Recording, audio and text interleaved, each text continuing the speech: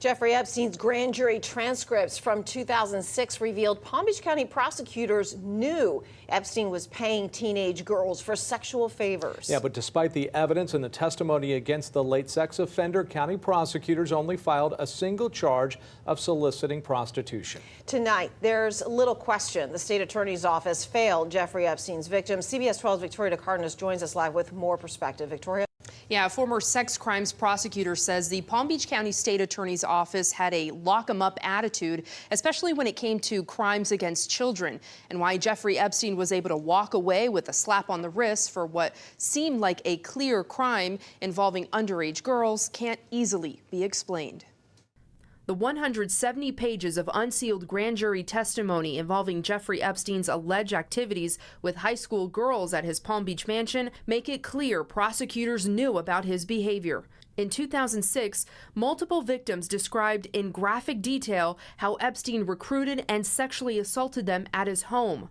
But 2 years later, in 2008, Epstein got what can only be described as a sweetheart deal in Palm Beach County, pleading guilty to 2 charges of soliciting of prostitution, a circumstance that surprised many at the time, including former Palm Beach County prosecutor Patrick McKamey, who worked in the sex crimes unit but was not assigned to Epstein's case. The whole office was abuzz with this case because he was one of the who's who, and it was probably one of the biggest cases we had over a 5-year period in that office. McKamey says the state attorney's office at the time was tough on crime, especially with the abuse of children.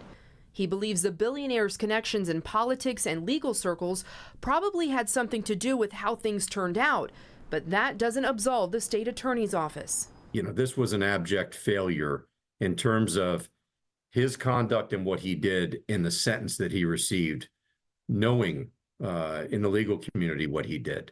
Spencer Coven represented Jane Doe 1, who spoke to the grand jury, and he agrees the state attorney at the time, Barry Krischer, was likely influenced by Epstein's connections. Krischer assigned prosecutor Lana Belovic to handle questioning of Epstein's alleged victims before the grand jury. And the way that she handled it at that time was disgusting.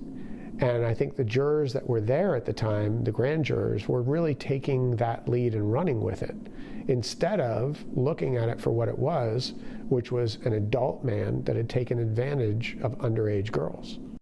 And attorney Spencer Coven also pointed out all of this happened before the Me Too movement. He hopes the release of these transcripts will stand as an example of how not to treat victims of sex crimes and abuse like criminals if they're called before a grand jury. Jim, Liz.